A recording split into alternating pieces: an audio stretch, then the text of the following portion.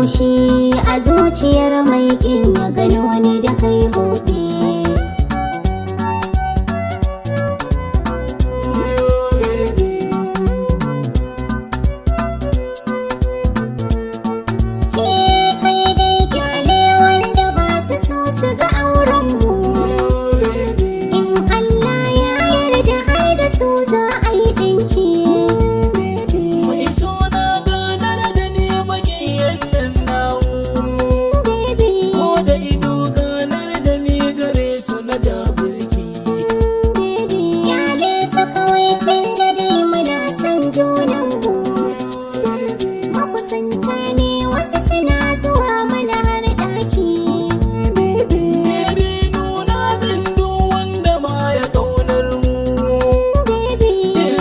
Makami gare shi in yi rashin kirki.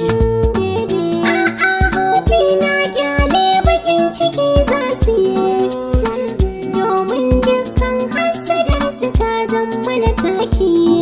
Baby wannan kalmar take na ji daɗin ta.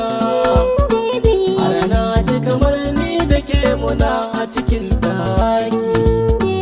Hobi na ka san a zuciyata ka zauna, ni za a raka ɗaki na ka har da alkaki.